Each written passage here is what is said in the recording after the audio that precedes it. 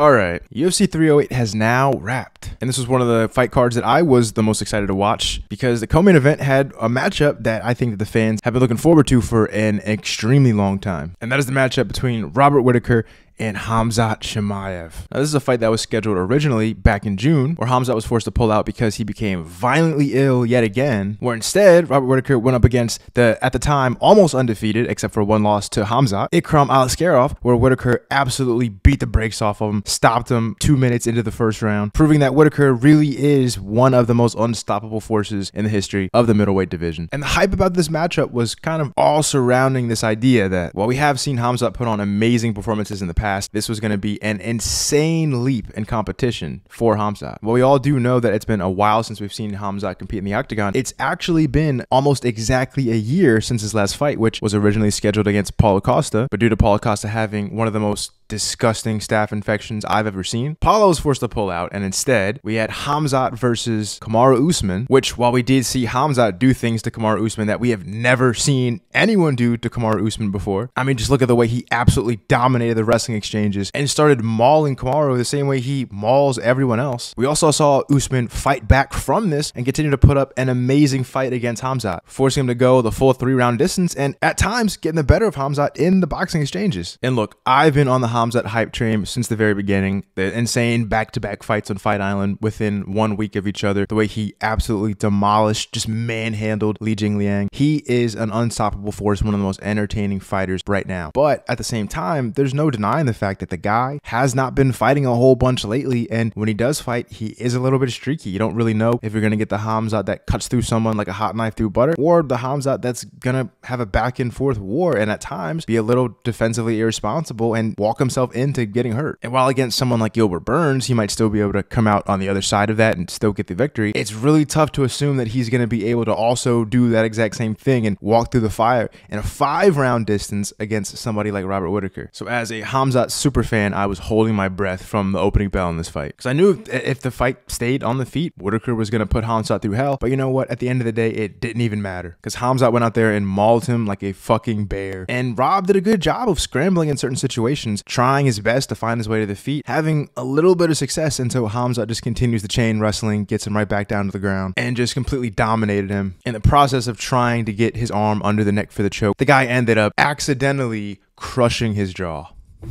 I mean, that just speaks to the level of insane grappling strength we're talking about. And then when you take into account the fact that most of his fights up to this point have been at 170 pounds, the guy adding 15 pounds to his frame, not having to go through the same hellish weight cut that reportedly has the guy shaking and vomiting before he goes to the scale. I think that even for how good Khamzat's been up to this point, the version that we saw from him in this fight against Whitaker and the version that we're going to see from him going forward is somehow, some way going to be even better. And I know Sean Strickland's been waiting in the waiting for what he calls his title shot, but after a performance like that, I mean, how can you deny Khamzat the shot? Going into this, there was a debate about who deserves the next title shot more, Sean Strickland or Robert Whitaker, and then Khamzat just eats Whitaker alive. It's no question at this point. And I think a fight between Khamzat and DDP is actually pretty interesting, since Dricus du Plessis is one of the bigger, more physically imposing guys at middleweight, and the guy is one of the better grapplers at middleweight. So I think all the questions left about Khamzat, about how his thinner frame is going to hold up against some of the bigger guys at 185, that's the question that we're going to get answered when he finally does get his title shot. And I know right now that the betting odds already have Khamzat as a favorite, which is crazy, because this win over Robert Whitaker was the first actual middleweight he's ever beaten.